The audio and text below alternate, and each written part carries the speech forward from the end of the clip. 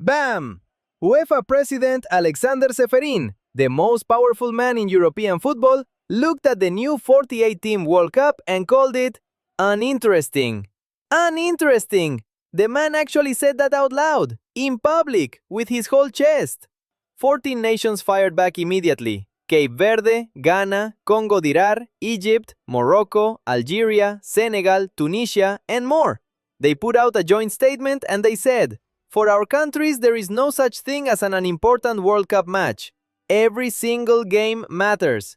And then, the football spoke, loudly.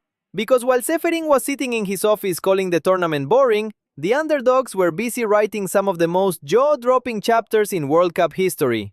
Stories that nobody saw coming, results that broke the internet, moments that will be replayed for decades. These are the top 5 biggest upsets of the 2026 FIFA World Cup so far, and we are still in the group stage. This tournament is not even close to finished. Ceferin, this one's for you, mate. Number 5. Saudi Arabia 1, Uruguay 1. Pow! Let's paint the picture. Uruguay, one of the oldest and most decorated football nations on the planet. 2-time world champions, 1930 and 1950. A squad packed with Premier League and La Liga quality, Diego Godin's spiritual successors. A team that eats pressure for breakfast.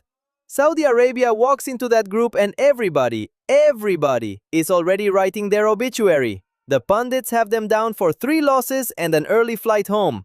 The bookmakers aren't even taking bets. The internet has already moved on. Nobody told Saudi Arabia. They set up disciplined. They defended with their lives. Every tackle, every clearance, every block. When Saudi Arabia had the ball, they were sharp, clinical, dangerous on the counter. And when the final whistle blew, Saudi Arabia won. Uruguay won. A point against Uruguay, against a team ranked light years above them on paper. Saudi Arabia's own coach said, and I quote, "This draw may be the biggest surprise in this World Cup." The man in charge said that. But here's what makes this even more remarkable.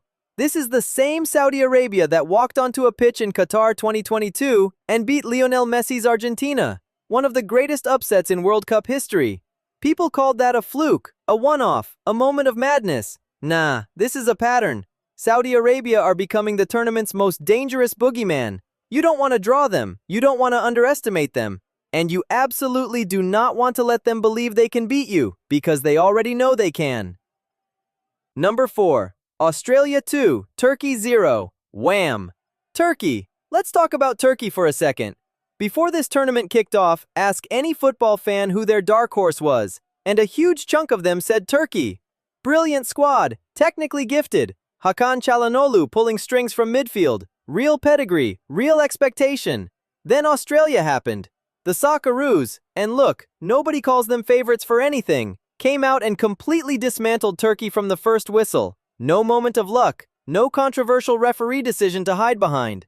Australia were simply better on the day. They pressed higher, they ran further, they won every second ball. They made Turkey look ordinary. 2 goals, clean sheet. Australia 2, Turkey 0. Final score. Done, dusted. And the most beautiful part of this story? Turkey had more technically gifted players. Turkey had more experience. Turkey had all the reputation. And Australia looked at all of that and did not care one single bit. They came to work. They did the job. They got on the plane home with 3 points and a story to tell their grandkids. That is football. That is why we love this game. Number 3. Ghana 0, England 0. Kapow! Now this one had more layers than a Netflix drama. Before a single ball was kicked, the tunnel was already a war zone. Thomas Partey, Ghana's vice-captain, walking out for the pre-match handshakes, facing charges of rape and sexual assault. Denied entry into Canada earlier in the tournament. England fans booing his every touch in the warm-up. The FA telling England players, it's your choice whether you shake his hand. And then Jet Spence, one single England player, walked past Partey's outstretched hand. Didn't take it, didn't even look at it. The cameras tried to cut away, but the fans in the stadium caught it. The clip spread everywhere within minutes. The whole world was watching before the referee even blew his whistle. You could not have scripted more pressure on this game. More scrutiny, more noise, more distraction. And Ghana? Ghana were completely unbothered. They came out focused, disciplined, organized. They sat deep, stayed compact, and made England work for every single inch. They competed for every ball, They refused to be bullied. They refused to be intimidated. And for 90 minutes, 90, they held England to absolutely nothing. 0-0. A blank sheet against one of the most watched national teams on the planet. The final whistle blew. Ghana celebrated like they'd won the World Cup. And honestly, with everything surrounding that game, they probably deserved to. Sometimes the pitch is the only courtroom that matters. Number 2. Congo DR 1, Portugal 1. Kapow! Right, stop what you're doing, because this one hits different. DR Congo, a nation of over 100 million people, one of the most football-mad countries on the entire African continent. And yet, coming into this tournament, they had not scored a single goal at a FIFA World Cup since 1974. 52 years. More than half a century of silence on the biggest stage. Their opponents? Portugal, with Cristiano Ronaldo, arguably the greatest footballer to ever lace up a pair of boots. Multiple Ballon d'Or winner, Champions League legend, a man who has scored in every tournament he has ever entered. Portugal were expected to roll Congo over, bank 3 points, and move on without breaking a sweat. First half, Portugal go ahead. João Neves, Portugal 1, Congo 0. Script is following the expected path.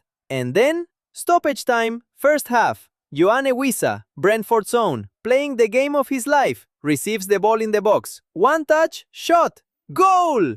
The Congo bench erupts. Players off the bench, staff on the pitch, grown men in tears on the touchline. The Congo fans in the stands losing their minds. And in that one moment, 52 years of waiting ended. Congo's first ever World Cup goal, their first ever World Cup point, against Cristiano Ronaldo on the biggest stage in football. Now look at Ronaldo's face, head down, hands on hips, disbelief. Then look at Congo's bench, pure, unbridled, completely overwhelming joy. That contrast right there? That is not just a football moment, that is a human moment. And that is why this game is the greatest sport on earth. Number 1. Cape Verde 0, Spain 0. Boom! Alright, we saved the best for last. And nothing comes close to this. Let me set the scene properly because the numbers here are almost impossible to believe. Cape Verde, an island nation sitting off the west coast of Africa. Total population, 500,000 people. That is smaller than the city of Leeds, smaller than Edinburgh, smaller than most mid-table Premier League clubs' combined fan base. FIFA ranking going into this tournament, 67th in the world. And this was their first ever World Cup. Their opponents in the group stage? Spain, the reigning European champions. Luis de la Fuente's brilliantly drilled, technically flawless Lamine Yamal-led Spain, one of the tournament favorites. A team with more technical quality in their squad than most nations have in their entire football history. Spain set up, Spain attacked, Spain passed, Spain probed, Spain fired shot after shot after shot. 27 shots. Cape Verde's goalkeeper, Vozinha, a man whose name most football fans had never heard before that evening, stood between the posts and said, "Not today!" He saved everything. He commanded his box. He organized his defenders. He dived. He punched. He parried. He was immense. He was superhuman. And when the final whistle blew, Cape Verde 0, Spain 0. Vozinha fell to his knees on the pitch of a FIFA World Cup and wept. And it didn't stop there. Cape Verde then went and drew 2-2 with Uruguay. 2 draws against the European champions and a 2-time World Cup winner. From a nation of 500,000 people at their first ever World Cup. Alexander Ceferin called this format uninteresting. Go tell that to Vozinha. Go tell that to the 500,000 people in Cape Verde who stayed up all night, packed into bars and living rooms and street corners, screaming at television screens, watching their tiny island nation make history on the biggest stage in world football. Go tell that to the players who grew up with nothing, who fought their way into professional football in Europe, who came back and represented their island and made their country cry with pride. We'll wait. 14 nations told UEFA's president that every match matters. 5 of them just spent the last few weeks proving it. On the pitch, in front of the entire world, with no script and no safety net and everything to gain. The 48-team World Cup that everyone questioned? The format the establishment called bloated and boring? This is exactly why it exists. And remember, we are still in the group stage. The knockouts haven't even started. Which means the biggest upsets of 2026 may not even be on this list yet. So here's the question. Drop it in the comments right now. Which of these 5 shocked you the most? And which nation do you think is going to cause the next big upset before this tournament is done? Subscribe because when it happens, we will be covering it. And trust me, it is going to happen.